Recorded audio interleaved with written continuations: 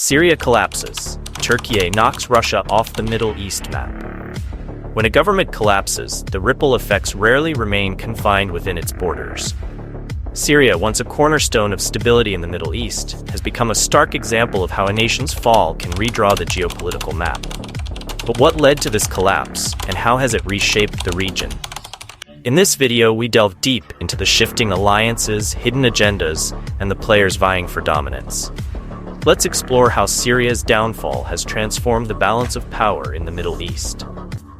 In the early 2000s, Syria stood as a model of regional cooperation. Agreements with neighbors like Türkiye, including the 2004 free trade deal, fostered economic ties. Relations between then Turkish Prime Minister Recep Tayyip Erdogan and Syrian President Bashar al-Assad were warm, symbolizing a hopeful era for the region. But beneath this facade of stability, cracks were forming. The Assad regime's authoritarian grip, economic inequality, and lack of political reform planted seeds of discontent among Syrians. When the Arab Spring swept through the region in 2011, these seeds sprouted into widespread protests. What began as peaceful calls for reform quickly escalated.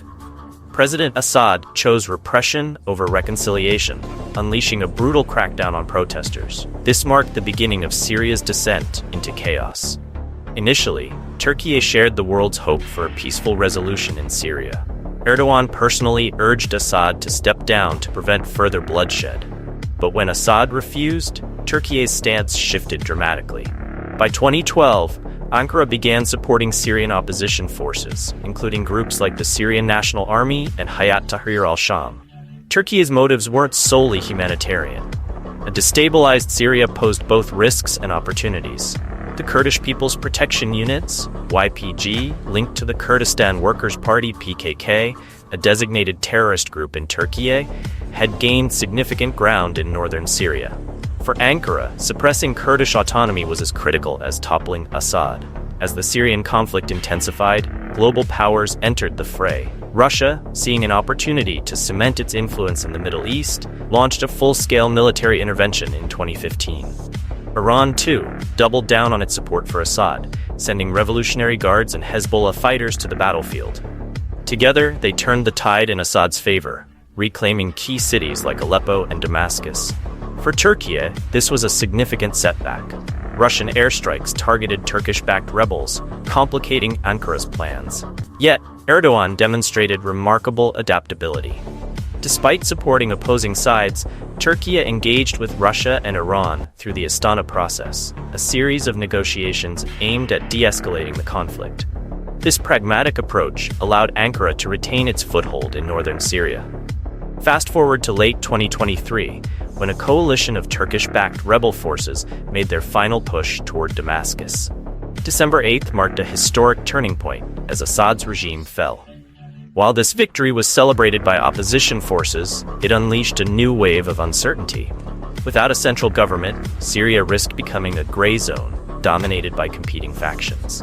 For Türkiye, managing this fragmented landscape posed a daunting challenge. Rebel groups like Hayat Tahrir al-Sham, known for their nationalist ideology, showed signs of resisting Ankara's control. Experts, including Gonal Toll of the Middle East Institute, warn that these factions may pursue their own agendas, further destabilizing the region. The fall of Assad reshaped the geopolitical chessboard. Türkiye emerged as a key player, its influence stretching across northern Syria. Yet, this victory came at a cost. Hosting over 3 million Syrian refugees, Türkiye's resources were stretched thin. Social tensions, coupled with economic hardships, tested Erdogan's domestic support. For Russia and Iran, the loss of their ally Assad marked a significant blow. Russia, in particular, faced diminished influence and the potential loss of strategic military bases. Meanwhile, the United States recalibrated its strategy, strengthening ties with Kurdish forces to counterbalance Ankara's growing power. The success of Turkish-backed rebels has given Ankara an advantage in diplomatic negotiations with Russia, the United States, and Middle Eastern countries.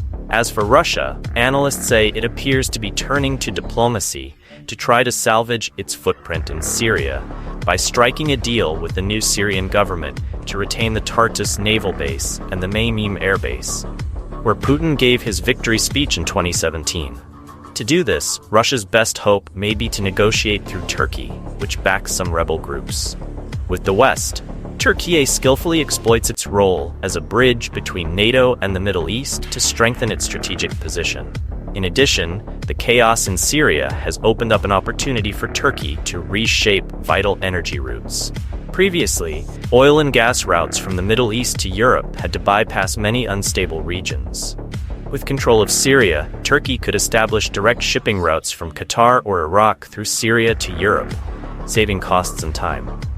Turkey is developing a gas hub in Istanbul with Russia, combined with plans to expand its energy network through Syria, to cement its role as a regional energy hub.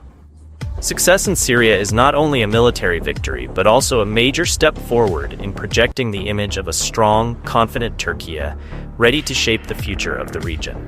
Ankara can now use soft power to intervene in regional issues, from conflict resolution to shaping a new energy order. The successes in Syria have transformed Türkiye from a marginal player into a major player on the Middle East political chessboard. With President Erdogan's sharp strategy, Ankara has not only achieved short-term benefits, but also laid the foundation for its long-term ambition of reviving its position as a regional power. However, potential challenges from both allies and rivals also raise big questions about Turkey's strategic future in Syria and the Middle East region. The fall of the Assad regime does not mean that Syria can quickly stabilize. Armed groups, including those backed by Turkey, could compete for power and exacerbate the conflict. Without the establishment of a stable central government, Syria could become a prolonged gray zone, undermining Ankara's strategic effectiveness. Hayat Tahrir al-Sham, HTS, a Turkey-backed force, is known for its ultra-nationalist ideology and lack of external influence.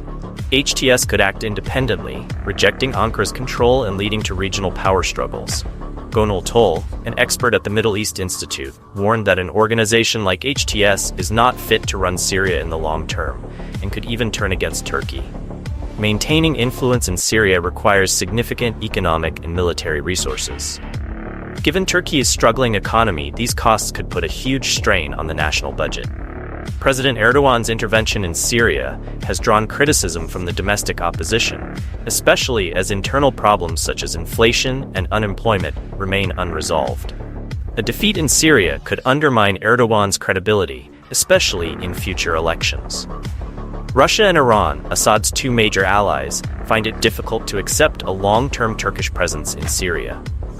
The success of the Turkish-backed rebels has eroded Russia's influence in Syria, particularly the risk of losing the Tartus naval base and Khmeimim air base. Syria is Russia's only real foothold in the Middle East and Mediterranean, and just a few years ago, Syria emerged as the greatest symbol of Russia's rise on the world stage, where Russia used its bases in Syria as a staging point to compete with the West for influence in African countries like Libya, Mali, and the Central African Republic.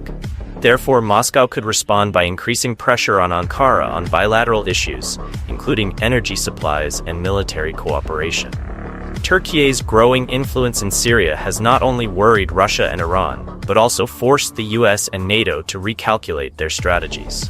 The US may increase support for other partners in the region, such as the Kurds or Israel, to balance Ankara's influence.